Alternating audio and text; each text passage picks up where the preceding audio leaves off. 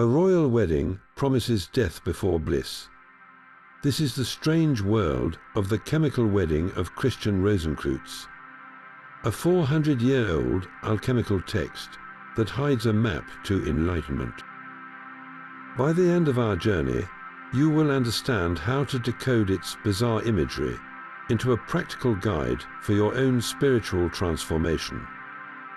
We will uncover why a king and queen must be executed, and what the birth of a miraculous Androgyne really means for the human soul. What does a true marriage of opposites feel like within you? Into this world of secret societies and intellectual upheaval steps a young theologian named Johann Valentin André. We do not know for certain if he wrote the chemical wedding, but most evidence points to him as its creator. André was a man caught between two worlds, the rigorous logic of the Lutheran Church and the mystical allure of an unseen spiritual fraternity. This tension is the very heart of the text. The great debate begins right here. Was André writing a profound allegory for inner transformation, or was he crafting an elaborate joke to mock the alchemists and occultists of his day who sought physical gold instead of spiritual truth? The most compelling answer is that he was doing both. The chemical wedding is a masterpiece of layered meaning, a sincere spiritual roadmap delivered with a wink, warning the reader not to take its bizarre surface too literally. It was published anonymously in 1616, just a few years after two other mysterious documents, the Fama Fraternitatis and the Confessio Fraternitatis, had set Europe ablaze with tales of the invisible Rosicrucian brotherhood. Those earlier texts were like philosophical manifestos, declaring the existence of a hidden order and its goals. But the chemical wedding was something entirely different. It was not a declaration, it was an experience. Where the Fama and Confessio spoke about initiation, the chemical wedding placed you directly inside one. It pulls you into a 7-day narrative, a strange and dreamlike journey where you, as the narrator Christian Rosenkreutz, are an active participant in a sacred drama. This shift from theory to practice, from a document you read to a world you enter, is what gave the chemical wedding its immense and lasting power. It immediately captivated the European esoteric community because it offered not just ideas, but a path. A profound stillness settles over his small cottage as the invitation arrives. An angelic messenger appears, not with a blast of trumpets, but with a quiet and undeniable presence, handing Christian Rosenkreutz a letter of breathtaking beauty. The parchment itself is a deep, mysterious violet, a color long associated with the transition between the mundane and the divine, and the writing upon it shimmers with golden ink. This is the call to the great work, the moment the soul first stirs from its slumber and hears a whisper of a higher purpose. In the language of myth, this is the hero's call to adventure, a summons that cannot be ignored. The letter is an invitation to a royal wedding, but it is far more than that. It is a direct challenge to his entire being, asking if he is ready to leave his ordinary life behind in pursuit of something sublime. The golden writing represents the light of a dawning awareness, a truth that is beautiful but also demanding. Why an angel, you might wonder? This symbolizes that the call to true transformation does not come from our own ego or worldly ambition. It arrives as a gift from a higher dimension of consciousness, a grace that interrupts our comfortable existence. The message is clear, the path is open, but the choice to answer remains his alone. And then there is the structure of the journey itself, the 7 days laid out in the invitation. This is not a random timeline. It is a perfect mirror of the 7 classical planets known to alchemists, and the 7 core stages of the alchemical process. Each day of the wedding festival corresponds to a planetary influence and a specific operation in the laboratory of the soul. From the leaden weight of Saturn, representing the initial mortification and dissolution of the old self, to the golden illumination of the sun, symbolizing the final achievement of enlightenment. The entire path is mapped out in this temporal architecture. The invitation, therefore, is not just a ticket to an event. It is a cryptic blueprint for the most important journey a person can ever undertake, the one that leads inward. Christian Rosenkreutz stands at a crossroads, but it is unlike any he has seen before. 4 distinct paths stretch out before him, each a declaration of the kind of journey he is willing to endure. The path of shortness promises a quick and direct route, but its ease is a test in itself, for the soul cannot be rushed. The path of difficulty speaks to the value of struggle and relentless effort, where every step forges greater strength. The path of length is one of patient, gradual progress, trusting that time itself is a necessary teacher. And finally, there is the path of risk, a leap into the unknown where the outcome is never guaranteed. These are not just roads to a castle. They are the fundamental attitudes we bring to our own transformation. Do you seek the quick fix, the hard grind, the slow and steady path, or the daring gamble? Your choice defines your entire journey. All 4 paths, however, converge at the foot of a mighty castle, where the first true trial awaits. Here stand 3 towering gates, and before each, a magnificent but terrifying lion paces. These are not mere animals. They are the guardians of the threshold, representing the raw, untamed power of our own lower nature, the instinctual and fearful self that must be mastered before we can enter a sacred space. To pass, one must not fight the lion, but answer the riddle inscribed above its gate. The first gate demands to know the purpose of your coming. This is a test of intent. Are you here for selfish gain or genuine devotion? The second gate questions your worthiness, a test of self-knowledge. Do you understand your own flaws and strengths? The third gate probes your commitment, a test of will. Are you prepared to see this through to the end, no matter the cost? Answering correctly does not slay the lions, it calms them. It demonstrates that the aspirant has gained conscious control over their own brute force, channeling that raw energy into a focused purpose. Success here is the initial purification. The moment you prove you are not a slave to your own instincts, but are ready to proceed with clarity and resolve. The gates swing open not by force, but by wisdom.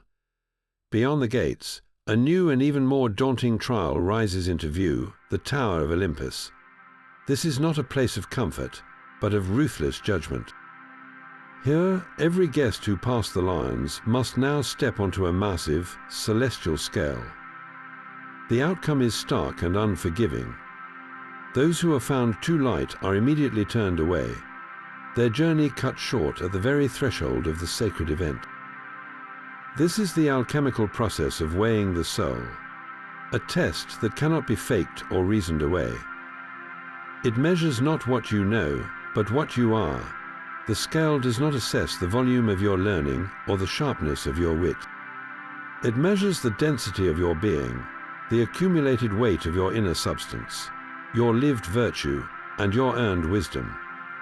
A person could have memorized every esoteric text in the world, but if that knowledge remains a hollow intellectual exercise, if it has not been forged into genuine character through experience and self-discipline, they will be found wanting. The scale reveals the difference between knowing the path and walking the path. This is a direct echo of the alchemist's first and most crucial step in the laboratory, the careful weighing of raw ingredients. You cannot create philosophical gold from base, impure, or insufficient materials. In the same way, you cannot build a transformed consciousness from a foundation of spiritual pride, empty curiosity, or unexamined assumptions. The soul itself is the prima materia, the raw substance, and it must have the necessary weight and quality to withstand the fiery ordeals to come. This moment in the tower is the ultimate expression of the ancient dictum, know thyself. It forces the aspirant to look inward and ask a terrifyingly honest question. Am I, at my core, substantial enough for this work? Have I built a self with real gravity? Or am I just a collection of clever thoughts and lofty aspirations? The ones sent away are not evil. They are simply not yet ready. Their inner vessel is not yet strong enough to hold the elixir of a higher truth. To proceed without that substance would be to risk a shattering, not an awakening. For those who pass the cosmic scale, the true wonder of the chemical wedding finally reveals itself. The castle is not merely a building. It is a living, breathing diagram of creation. Its 7 floors spiral upward, each corresponding to one of the 7 classical planets and a stage in the alchemical process.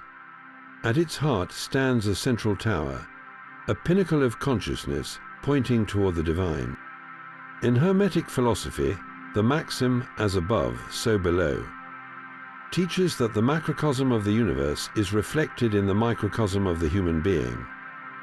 This castle is that principle made manifest in stone and spirit.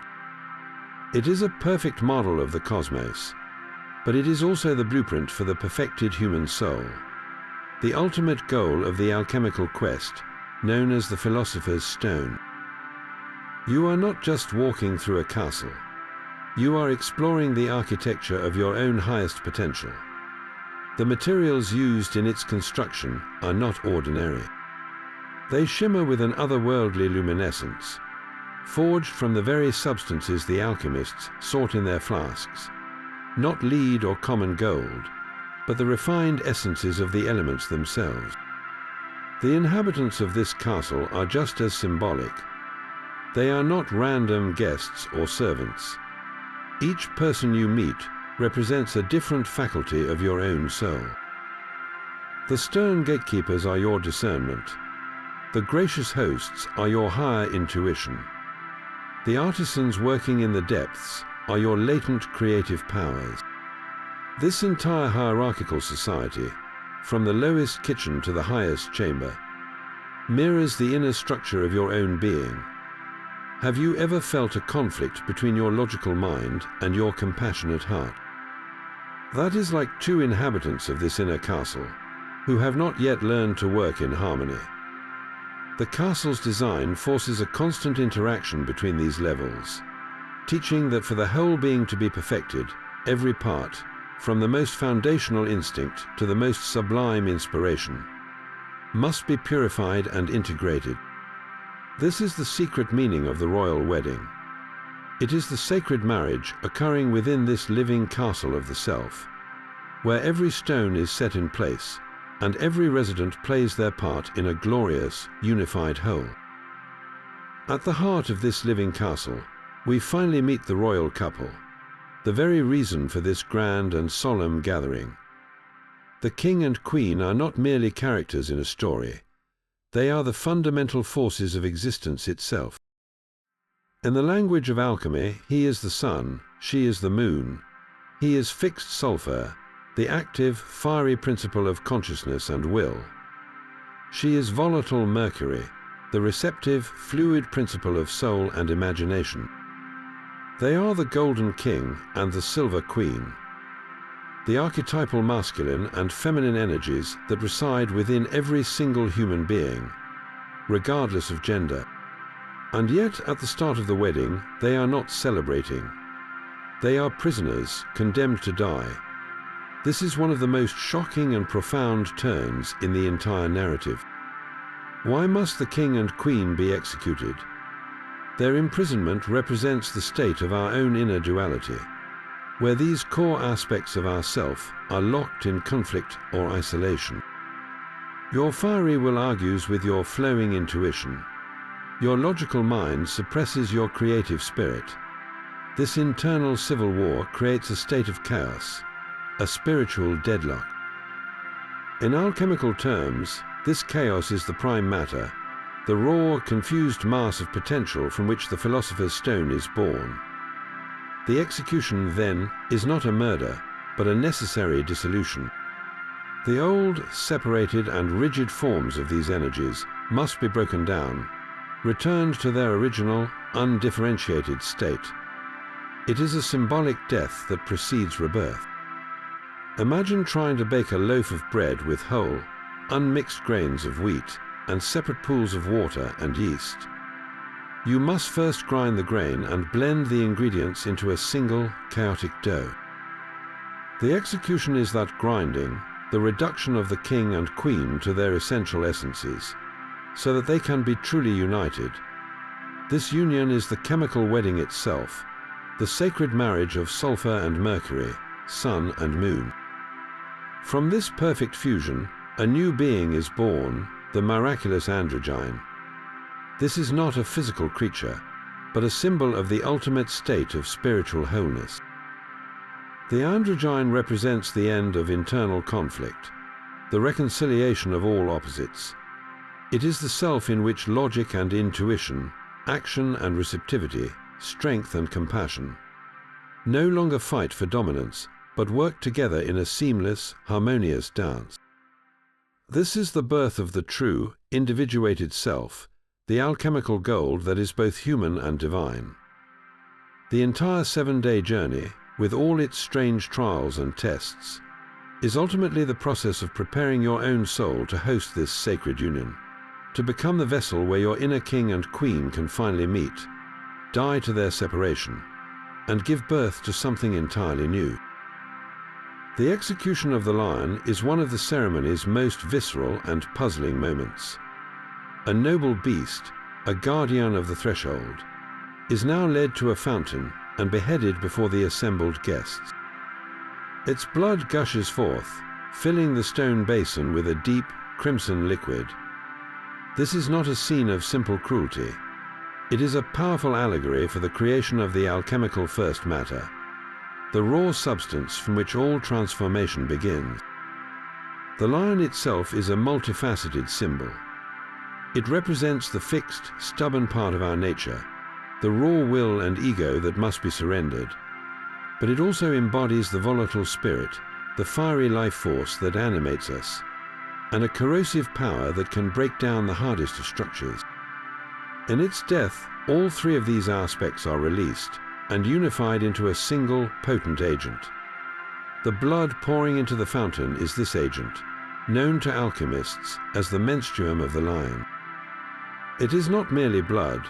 It is a vital, dissolving spirit, a universal solvent capable of breaking down the most rigid forms. Imagine trying to melt two separate pieces of metal, so you can fuse them together. You need an intense heat, a fire so pure it can reduce solid matter to a liquid state. The lion's blood is that spiritual fire. It is the essential reagent that will dissolve the imprisoned king and queen, breaking down their isolated, rigid forms so they can finally mingle and unite. Without this dissolution, no true marriage is possible. The king and queen would remain forever separate, two distinct entities unable to become one new being. The fountain, now filled with this vibrant, sanguine fluid, transforms into the sacred bath of purification and regeneration. The king and queen will be immersed in this bath, submerged in the very essence of the surrendered self. This is the ultimate paradox of spiritual alchemy. You must use the power of your own surrendered life force, your own broken down ego and vitality, to cleanse and prepare your soul for its ultimate rebirth. The fountain signifies the womb of transformation, a place where the old self is not just washed, but utterly decomposed, returned to its primordial state so a new, more perfect life can emerge from the waters. The king and queen are led to the fountain, now brimming with the lion's vital essence. Their regal forms are submerged in the crimson bath, and here the process takes its most drastic turn. Their bodies do not merely dissolve, they are systematically dismembered, reduced to their most basic components within the vital fluid.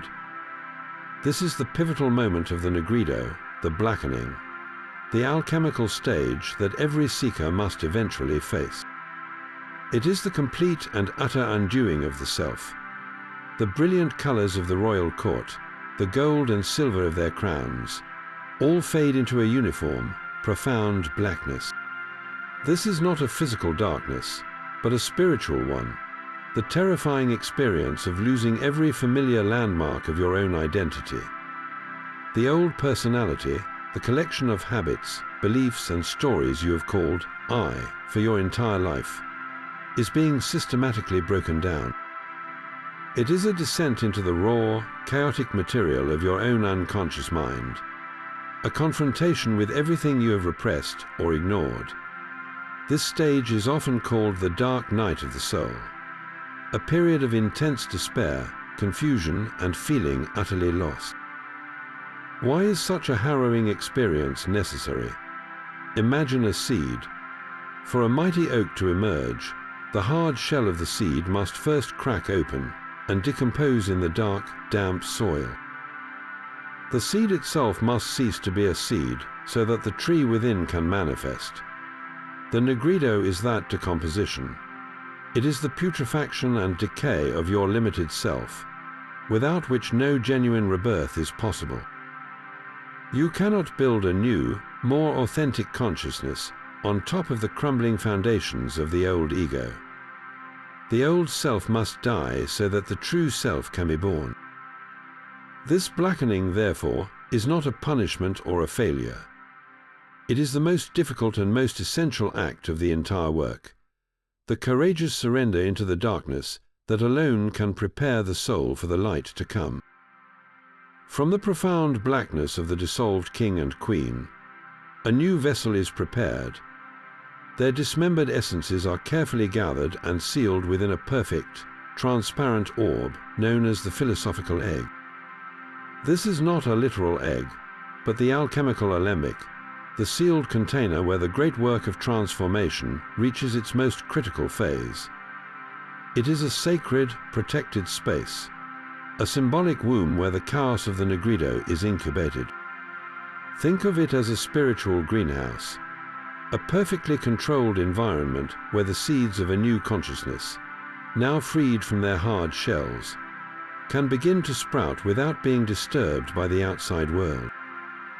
Within this sealed vessel, the soul is completely isolated, cut off from its old attachments and distractions, allowing the internal process of regeneration to proceed in perfect silence. This sealing is an act of profound trust, a surrender to the process itself, acknowledging that the power of rebirth comes from within and cannot be forced from the outside. It is the moment the alchemist stops stirring the pot and simply tends the fire, allowing nature to take its course. And then something miraculous begins to happen within the glassy sphere. The uniform blackness starts to stir, and from its depths, a breathtaking display of color erupts. First come shimmering blues and deep greens, then brilliant yellows and fiery reds, all swirling together in an iridescent dance. This is the peacock's tail, the cauda pavonis, one of the most beautiful and hopeful signs in the entire alchemical journey. After the utter dissolution of the black stage, this explosion of color is the first promise of life returning. It signifies that the formless chaos is beginning to reorganize itself at a higher, more refined level. Each brilliant hue represents a different spiritual insight, or a purified facet of the self emerging from the darkness. The deep blue might be a newfound sense of peace, the vibrant yellow a flash of intuitive understanding, the red a rekindling of purified passion. This is not yet the final gold, but it is the glorious and certain promise that the gold is coming. The peacock's tail is the soul's own proof that it has survived its descent into the abyss, and is now gathering its scattered forces into a new, more radiant whole. It is the rainbow after the flood, a divine assurance that from the darkest putrefaction, the most brilliant glory is being born. From the swirling colors of the peacock's tail, a new order begins to take shape within the castle.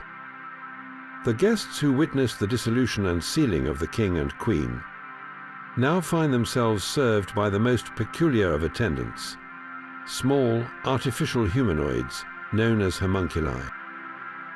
These are not flesh and blood creatures, but beings fashioned directly from the alchemical substance, the very same material that once filled the philosophical egg. To take this image literally, as a recipe for creating life in a flask, is to miss its profound symbolic meaning entirely. The emergence of the homunculi represents the generation of a new spiritual consciousness within the adept. After the old self has been broken down in the nigredo and its essence, reorganized in the sealed vessel, the first fruits of that labor are these small, purposeful beings. They are the newly ordered and purified psychic faculties, the automated processes of a higher mind that now spring forth to serve the reborn self. Think of a moment when you finally overcame a deep-seated fear or a stubborn habit. Suddenly, a part of you that was once a source of anxiety or conflict becomes a reliable strength, almost working on its own without conscious effort. That is like a homunculus being born within you, a fragment of your psyche that has been redeemed and put to work in the service of your greater being. These homunculi perform specific tasks for the wedding guests, each one symbolizing a different aspect of your inner world that has been transformed. One might serve nourishment, representing your purified emotional capacity to receive and integrate spiritual sustenance. Another might carry light, symbolizing your intellect, now illuminated by a higher understanding, no longer generating its own dim, egoic light, but reflecting a divine radiance. They are not the final goal, the philosophical goal itself, but they are the undeniable proof that the great work is succeeding. Their presence shows that the art of inner alchemy has the power to regenerate your entire inner world, turning chaotic, rebellious impulses into a harmonious, serving court. The castle is no longer just a diagram. It is now a functioning ecosystem of the soul, where every part knows its purpose and serves the whole. This is the tangible result of the king and queen's sacrifice, the first glimpse of a kingdom restored from within. This inner regeneration culminates in a startling spectacle. A miniature naval battle fought upon the castle's ornamental pond. Tiny, beautifully crafted ships engage in a mock war, their crews fighting not for territory, but for the colorful flags flying from each mast. To dismiss this as mere entertainment for the wedding guests is to miss a crucial lesson in the soul's consolidation. The ships are not toys. They are the very aspects of your psyche that were once in open rebellion. Each vessel represents a distinct and powerful force within you, a deeply held belief, a core fear, a cherished ideal, or a submerged passion. For your entire life, these ships have been sailing the turbulent waters of your unconscious, sometimes colliding, sometimes fleeing, their conflicting flags creating a state of internal civil war. The flag itself is the principle that ship serves. One ship might fly the banner of rigid control, another the standard of chaotic emotion. One represents your critical inner judge, while another carries the flag of your wounded inner child. The naval battle is the process of bringing these internal conflicts to the surface of your conscious awareness, no longer allowing them to fight in the shadows. You are not a passive spectator in this pond. You are the admiral of this entire fleet. The act of victoriously capturing a flag is one of the most empowering moments in the alchemical journey. It does not mean destroying that part of yourself. It means boarding that ship of your own psyche, facing its captain, and understanding its purpose so completely that you can take its flag as your own. You integrate its strength while dissolving its tyranny. When you capture the flag of your inner critic, you gain its discernment without its cruelty. When you seize the standard of your chaotic emotions, you harness their creative power without being drowned by their storms. This is the final stage of inner reconciliation before the ultimate rebirth. The harmonious homunculi represented automated, serving functions. But these ships are the great powers of your soul, the barons and dukes of your inner kingdom, who must all swear fealty to the new sovereign about to be crowned. The calm that settles over the pond after the battle is not the silence of defeat, but the profound peace of a hard-won inner unity. Every flag captured is a piece of your own soul, returned home. Dawn breaks over the castle with a new and startling clarity. The oppressive weight of the previous day's darkness has lifted, replaced by an atmosphere of serene, luminous whiteness. This is the arrival of the albedo, the great whitening. A stage of purification so profound it feels like waking from a long and troubled dream. The black, chaotic matter of the soul, having been utterly dissolved, now begins to be washed clean. Where the first day was defined by execution and dismemberment, this second day unfolds with philosophical debates, artistic creation, and a palpable sense of rising illumination. Imagine the difference between the fertile, chaotic darkness of freshly turned soil and the first pure green shoot that breaks through into the sunlight. This is the soul's first true glimpse of its own potential after the necessary decay. Christian Rosenkreutz and the other guests are no longer passive witnesses to a brutal mystery. They are now active participants in a refined and elevated society. Their conversations turn to the nature of virtue, the structure of the cosmos, and the principles of divine harmony. This shift in activity is not arbitrary. It is a direct reflection of the inner state. The base metals of the personality have been stripped away, and what remains is a silver-white purity, a consciousness ready to receive higher truths without the distortion of the ego. It is a cleansing baptism after the flood, a spiritual dawn where the soul, having touched the absolute nadir of its being, now begins its ascent toward the light. The artistic pursuits here are not mere hobbies. They are the natural expressions of a mind being recalibrated to perceive and create beauty. Every philosophical discussion is a further polishing of the inner lens, washing away the last residues of subjective grime. This is the stage where the soul learns to see itself, and the world not through a glass darkly, but with a brilliant, reflective clarity, like a mirror being cleaned of all tarnish. The promise of the peacock's tail is now being fulfilled in a steady, unwavering light, preparing the ground for the final and most glorious transformation still to come. This brilliant whitening now gives way to a softer, golden glow. The third day of the wedding dawns with the arrival of the citronitas, the yellowing, a stage of dawning solar consciousness that bathes the entire castle in a warm, hopeful light. Where the albedo was a pure, reflective silver, this new phase introduces the first true hint of gold, a precursor to the ultimate red of perfection.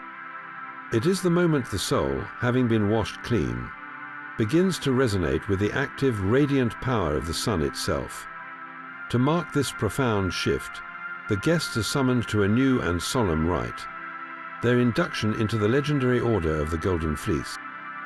This is no ordinary honor. The Golden Fleece is one of the most potent symbols in the entire esoteric tradition, representing the ultimate prize of the spiritual quest.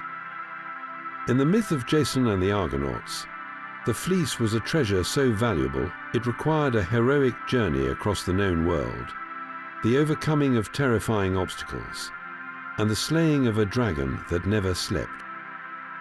The quest for the fleece is a perfect mirror of your own inner alchemical work. The long voyage is your sustained effort on the path. The sleepless dragon is your own vigilant ego, which must be confronted and subdued. And the golden prize itself, what does it represent? It is the nearly perfected spiritual body, the tangible result of the great work taking form within you.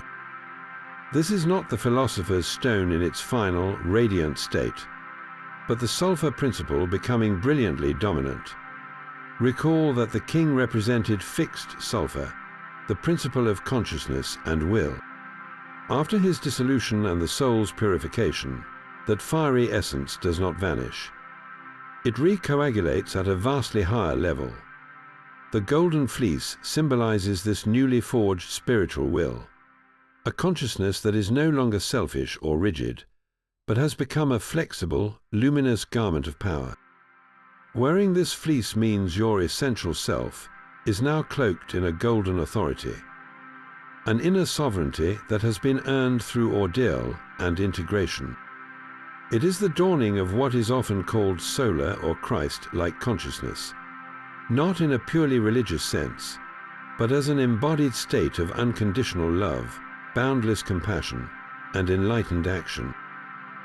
The guest who receives the fleece is not the same person who entered the castle gates.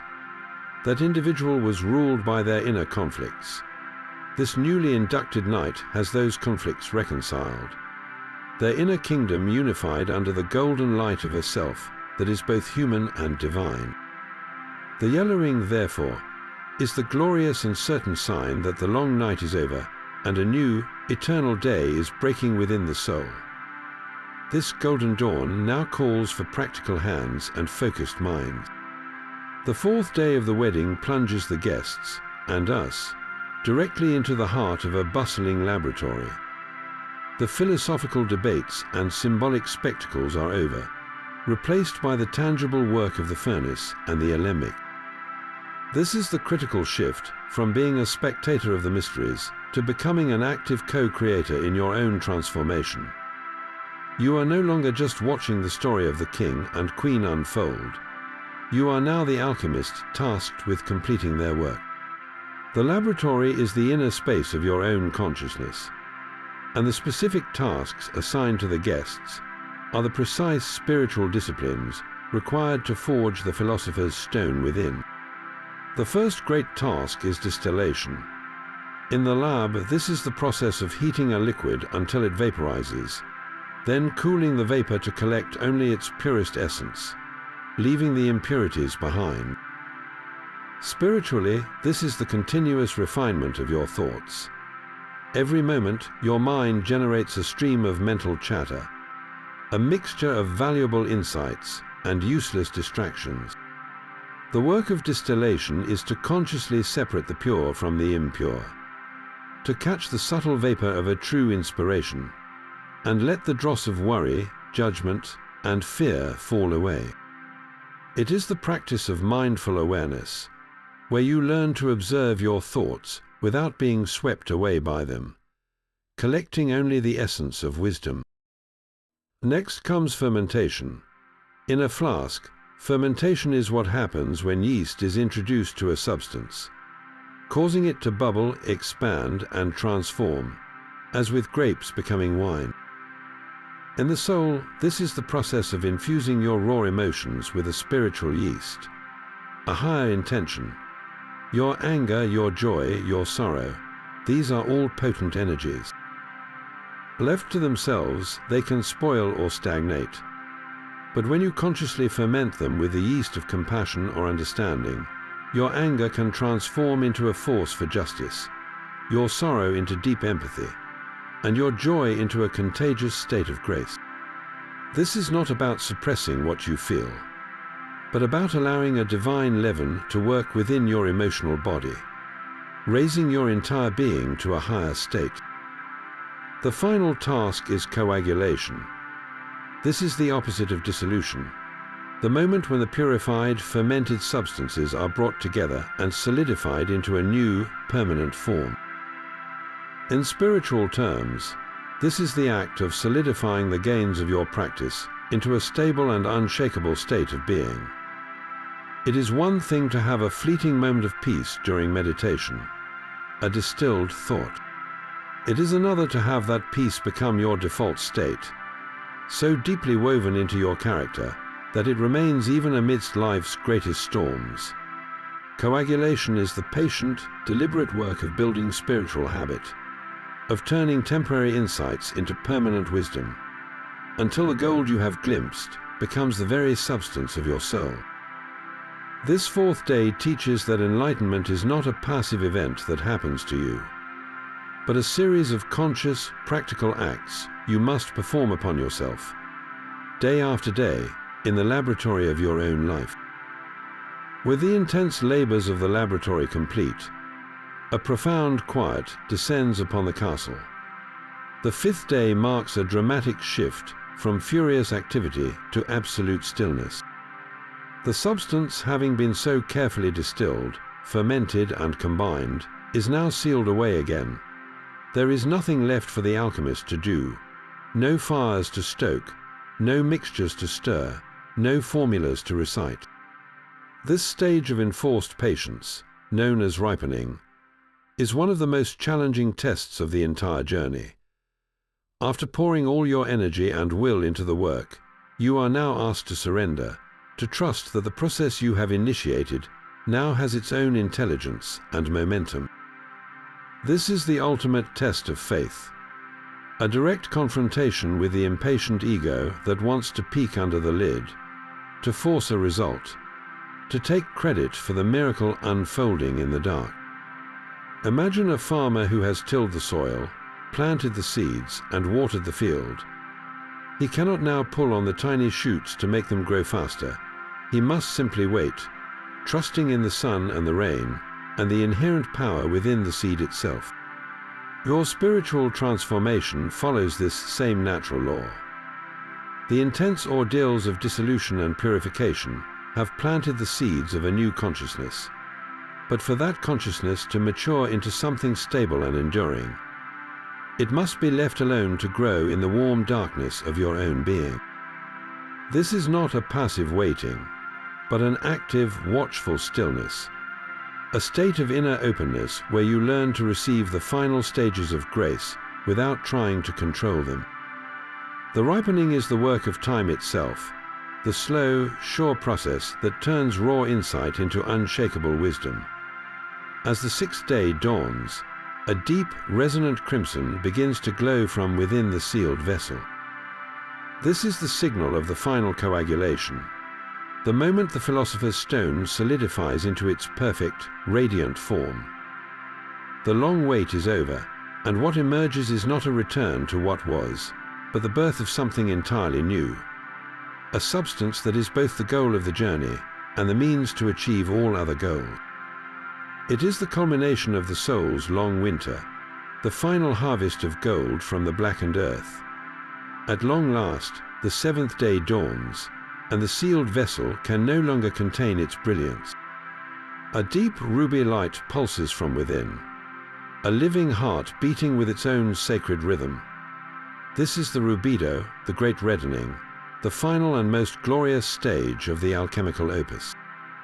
The long incubation is over, and from the shattered shell of the philosophical egg emerges the ultimate prize, the philosopher's stone. It is often envisioned as a radiant red king, a divine child, or simply a dazzling ruby-like stone that pulses with an inner fire.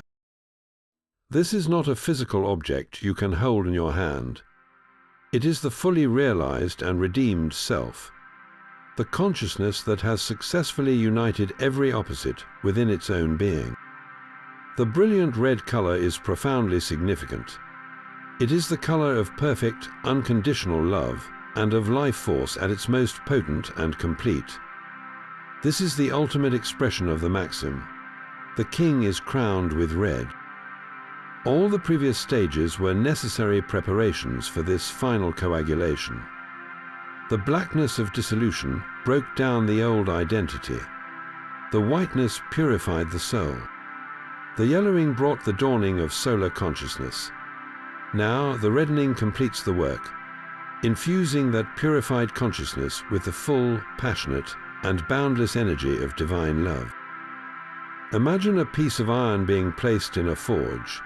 First, it is heated until it becomes black and pliable, losing its rigid form. Then it is hammered and purified, becoming a bright, silvery white. Finally, it is plunged into the fire once more until it glows with a fierce, cherry red heat, a state where it can be fused with other metals or shaped into a tool of immense strength. The soul that has achieved the rubedo is like that red-hot iron, infused with a transformative power that can now radiate outward and affect the world. This is the true meaning of spiritual immortality. It is not about living forever in a physical body, but about achieving a state of consciousness so unified with the source of life that it transcends the fear of death and the fluctuations of the ego. The birth of the stone is the moment you realize that the divine was not something separate to be found, but the very substance of your own being, revealed through the long and arduous work of inner purification. The chemical wedding reaches its climax not with a loud celebration, but with a profound and silent recognition, the soul finally understanding it is, and has always been, home. This crowned Androgyne, the rubis, is the living emblem of a completed soul. Its name, from the Latin for two thing, perfectly captures its nature, a single being that has fully integrated its dual aspects. You see this figure in alchemical art, one body with a male and female head, often holding the golden sun and silver moon, standing upon a dragon. This is not a monster, but the ultimate symbol of wholeness. The dragon it conquers is the chaotic, primal energy of your own nature, now fully mastered and used as a foundation for your being. Every conflict you have ever felt within yourself finds its resolution here. The endless argument between your logical mind and your intuitive heart, that is the sun and moon within you, each claiming to be the sole source of light.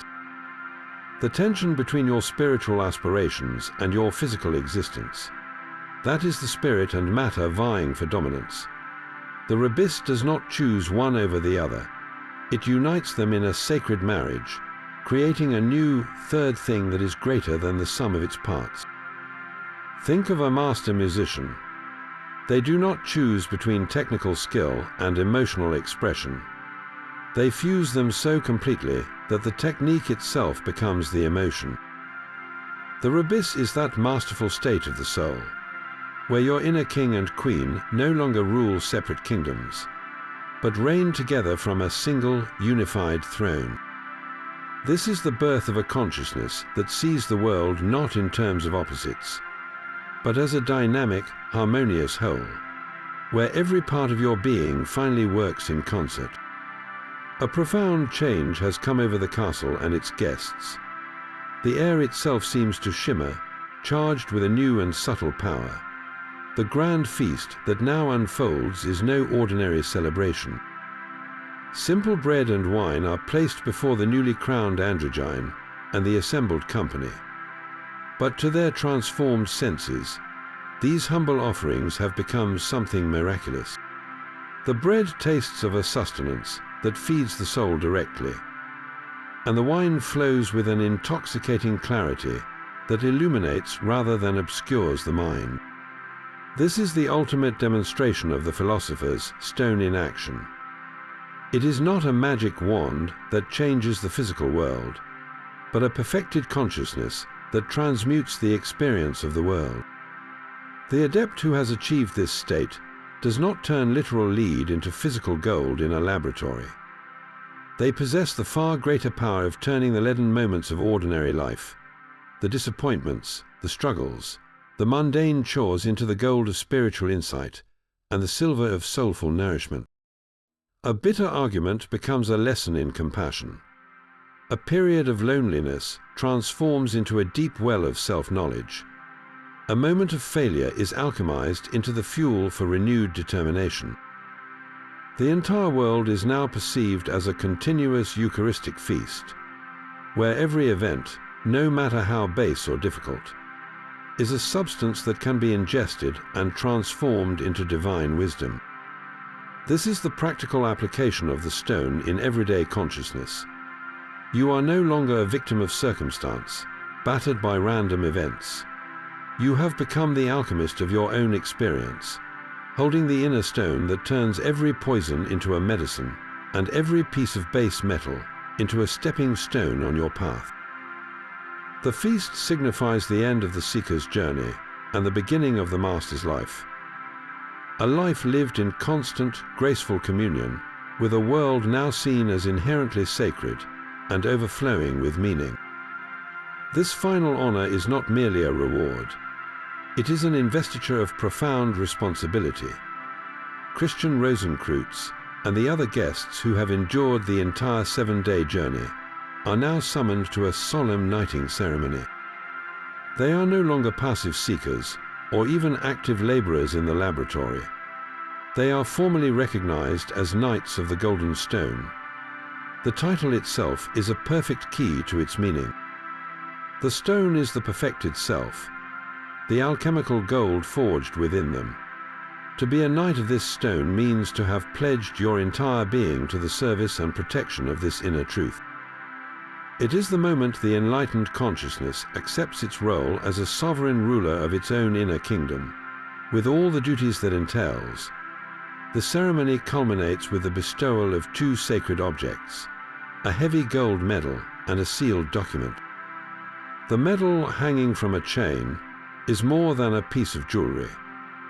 It is a tangible symbol of the philosopher's stone, now fully integrated into the adept's being. Its weight is the gravity of their hard-won wisdom, and its untarnishing brilliance is the permanent radiance of their redeemed consciousness. To wear it is to carry a constant reminder of one's own divine nature, an anchor in the world that can never be lost. Then comes the document, sealed with the sign of the golden stone. When broken open, it does not reveal a long list of restrictive commandments. Instead, it contains the secret laws of this new state of being. These are not rules imposed from the outside, but the intrinsic operating principles of a soul that has become a conscious agent of the divine will. What might these laws be? One could be the law of harmonious action, where every deed naturally aligns with the greatest good without need for calculation. Another might be the law of compassionate perception, where you see the hidden struggle and potential in every person you meet.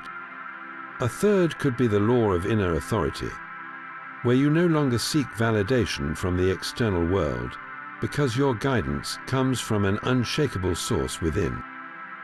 This document empowers the adept to act in the world not as a separate ego, but as a clear vessel through which a higher intelligence and love can flow.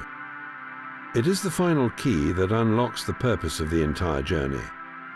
The goal was never to escape the world, but to return to it transformed, capable of transmuting its leaden realities through the golden touch of a mastered soul. The knight bearing the medal and the document steps back into the ordinary world, but for them nothing will ever be ordinary again. But just as the new knights prepare to depart, a final quiet miracle unfolds. All throughout the castle grounds, cages of every size are suddenly opened, and from them fly forth a flock of enchanted, talking birds. Their songs are not mere chirps and whistles, but clear, articulate words, weaving poetry, philosophy, and prophecy into the air. This is the liberation of the logos, the final and most beautiful sign that the great work is complete. These birds are not new creations. They were always there, trapped and silent. They represent the countless archetypal thoughts, the sparks of divine inspiration, the pure forms of intuition that have been imprisoned within your own unconscious mind. Before the alchemical process, your inner world was a chaotic aviary, a jumble of caged potentials. A brilliant idea about the nature of love might have been trapped by your fear of vulnerability. A profound insight into justice could have been locked away by your own prejudice. Each bird was a living word waiting to be spoken, a fragment of the cosmic language that you were unable to hear or express. Their captivity was the state of a soul still ruled by the ego, which fears the unpredictable power of true inspiration. The process of inner transformation, from the blackening to the reddening, was not about adding something new to yourself, but about systematically breaking open every cage. The dissolution of the king and queen shattered the rigid structures that held these birds captive. The purification of the albedo washed clean the perches and the bars. The golden coagulation of the citronitas created an inner environment so safe and radiant that these delicate beings could finally thrive. When the philosopher's stone is born, the central authority of your being shifts from the fearful ego to the sovereign self. This new ruler has no need to imprison any part of your psyche. It understands that every bird, every archetype and intuition has its place and its purpose in the harmonious ecology of the soul. Their release signifies that your consciousness is now in a state of free, unobstructed communication with the deepest layers of your own being, and with the animating intelligence of the cosmos itself. You are no longer just thinking your own thoughts. You are participating in a continuous, living dialogue with the universe. The birds' songs are the language of this new relationship, a constant stream of guidance, beauty and truth that flows effortlessly once the inner cages are sprung. The castle gates close behind him, and Christian Rosenkreutz walks the same road he once traveled, but the world he sees is utterly new. His journey home is the final and perhaps most difficult stage of the great work. The true test of enlightenment is not surviving the spectacular ordeals within the castle walls, but learning how to carry that castle's peace into the noise of the marketplace. This is the ultimate purpose of the Philosopher's Stone. It is not a treasure to be locked away in a secret chamber of the soul, but a living power meant to be applied in the most ordinary moments. Imagine a master blacksmith who has just forged a perfect sword. His real work begins not in the isolation of his forge, but when he steps outside and uses that tool to build a bridge, to plow a field, to protect his community. The stone is that tool, and the world is the field where it must be put to work. Christian returns to his small cottage, to his simple life, but he is no longer the same man who received the angel's invitation. He sees the same trees, the same neighbors, the same daily chores, but he perceives them through a lens permanently altered by the golden stone within his heart. A quarrel between villagers is no longer just a conflict to be avoided, but an opportunity to listen with the compassion of the unified king and queen. The struggle to grow food from the earth is no longer a mere burden, but a sacred cooperation with the living world. This is the challenge of integration, to hold a celestial perspective while your feet are firmly planted on the common ground. The enlightened being must learn to speak the language of the mundane world without forgetting the divine tongue they have mastered. They must pay their taxes and mend their clothes, all while consciously radiating the transformative power of their inner gold into every action, every word, every silent thought. The true chemical wedding was never meant to be a permanent retreat from reality. It was the preparation for a sacred return, where the miraculous finally learns to walk in step with the everyday.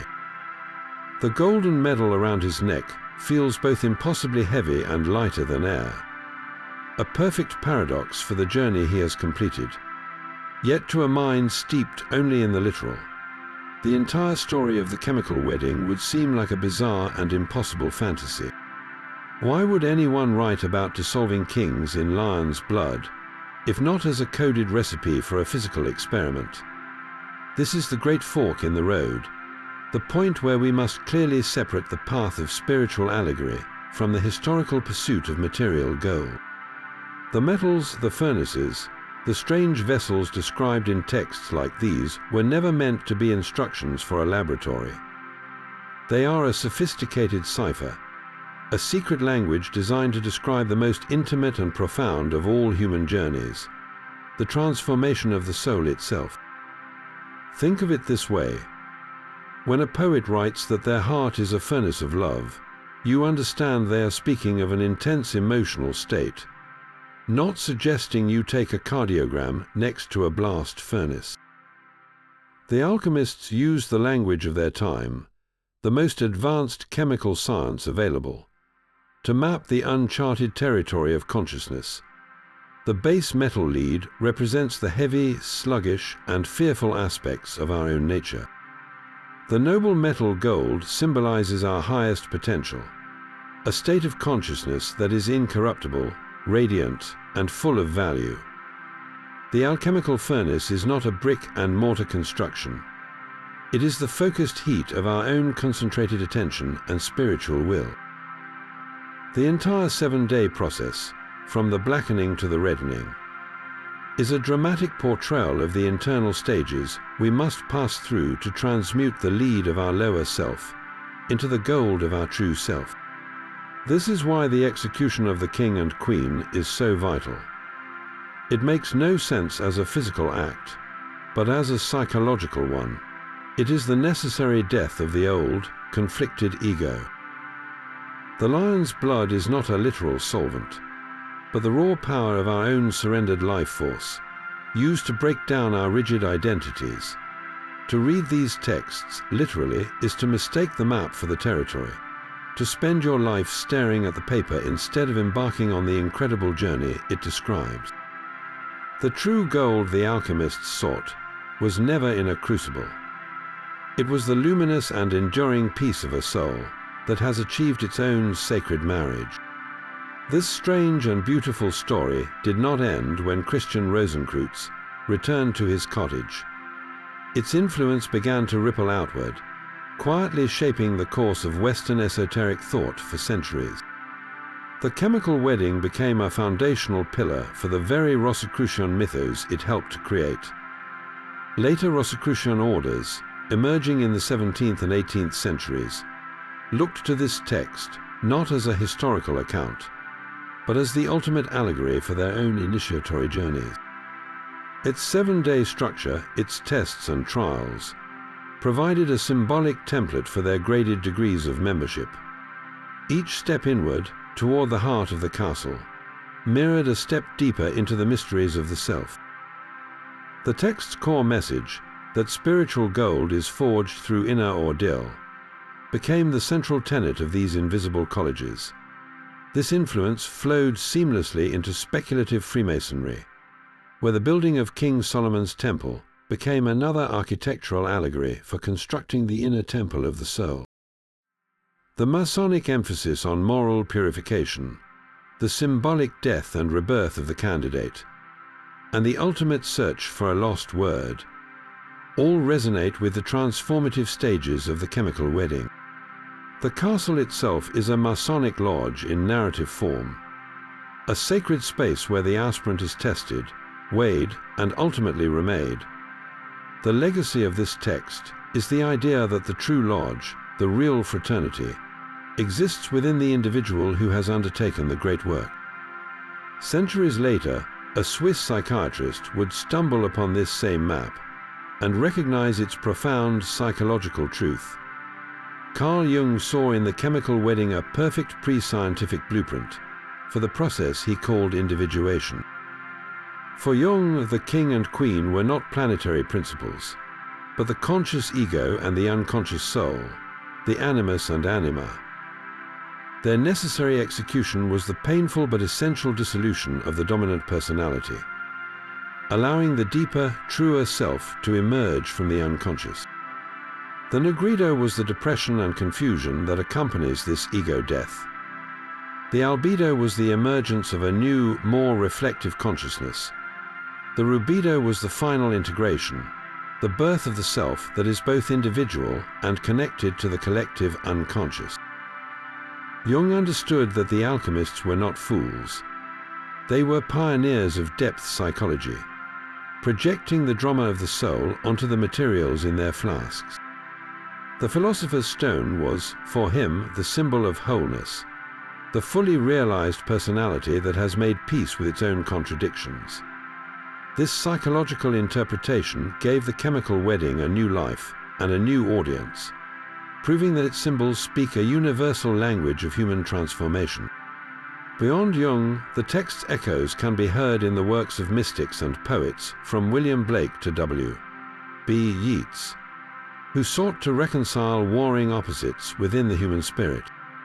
It remains a foundational text because it is not a closed system of dogma, but an open-ended invitation.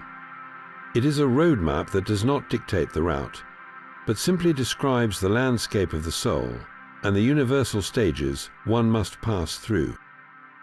Its secrets continue to reveal themselves to each new generation because the journey it describes is the most personal and profound journey any of us can ever take, the long and winding path back to the Golden Castle that has been waiting within us all along.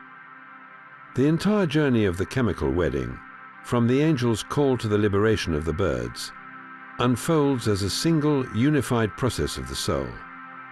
We have walked through 7 days that mirror the 7 stages of alchemy, witnessing how the lead of our ordinary consciousness must be dissolved, purified, and reborn into spiritual gold. The king and queen we sought to unite, the sun and moon, sulfur and mercury, were never distant monarchs in a far-off castle. They are the warring and complementary forces that live inside each of us. Your will and your intuition, your logic and your creativity, your strength and your compassion. These are the royal couple awaiting their sacred marriage within the architecture of your own being. The true philosopher's stone is not a physical object to be discovered, but a state of wholeness to be achieved, the birth of a consciousness that has integrated every part of itself. This is the ultimate secret the text has guarded for 400 years, that the entire magnificent drama is a map of your own potential. Your life, with all its struggles and joys, is the living laboratory. Every difficulty you face, every moment of confusion or despair, is not a sign of failure, but a potential stage in your own nigredo, a necessary dissolution of something old to make way for something new. Every insight that brings you peace, every act of genuine love, is a glimpse of the albedo's pure light or the rubedo's final glow. You are both the alchemist and the prima materia, the one who performs the work and the substance being transformed. So I leave you with this question to carry forward from our journey. Where in your life right now is your inner king and queen calling out for union?